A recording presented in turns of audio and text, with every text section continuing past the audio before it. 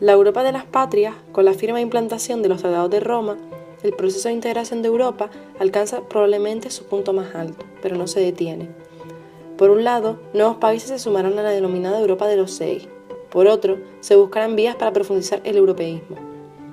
En 1958 fue el año de la puesta en marcha de los tratados. En enero, se reunieron en París los representantes de los Estados miembros para designar a los responsables de las primeras instituciones comunitarias.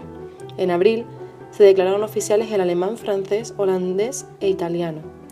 En mayo, se celebró la primera sesión de la Asamblea Parlamentaria y se eligió a su presidente, Schuman. En julio, la Comisión se instaló definitivamente en Bruselas y finalmente en octubre, el Tribunal de Justicia se establece en Luxemburgo. El primer presidente de la Comisión Europea fue Walter Hallstein, alemán.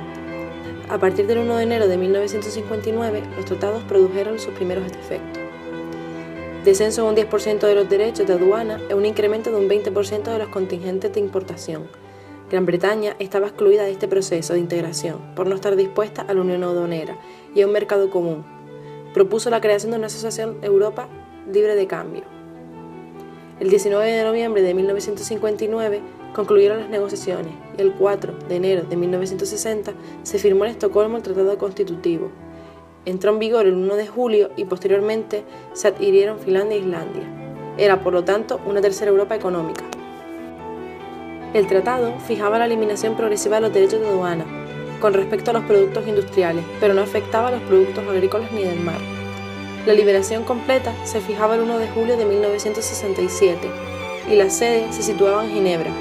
Se trataba de una zona libre de cambio, es decir, no existía una tarifa aduanera exterior común y, por tanto, cada miembro era libre para establecer independientemente relaciones aduaneras con terceros.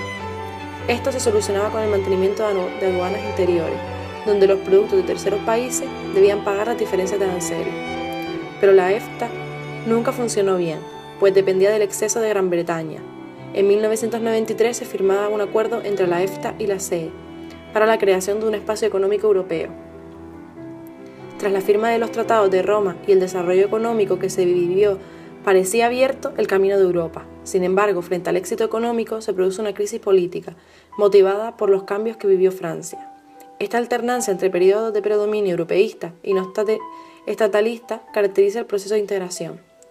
El 5 de octubre de 1958 dio comienzo a la Quinta República.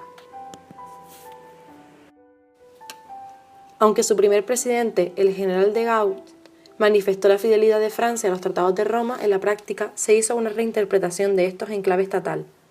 Se hablaba de la confederación y no de la federación. Las grandes líneas de su proyecto europeo se contenían en una conferencia de prensa que se realizó en el Eliseo del 5 de septiembre de 1960, conocida como la Declaración de la Europa de las Patrias, en la que proponía el método clásico de reuniones en la cumbre.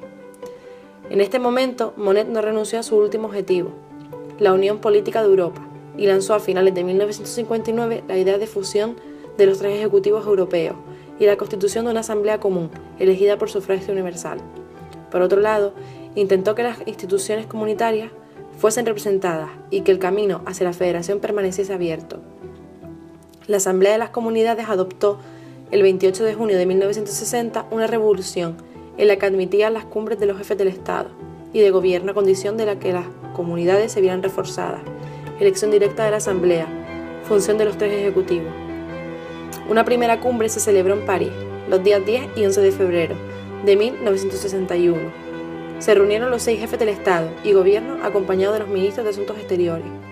De Gaulle garantizó la fidelidad de la OTAN y las comunidades. La experiencia de los planes de Foch había puesto de manifiesto las divergencias que existían entre los 6 para constituir Europa, la política de defensa y el papel de las instituciones.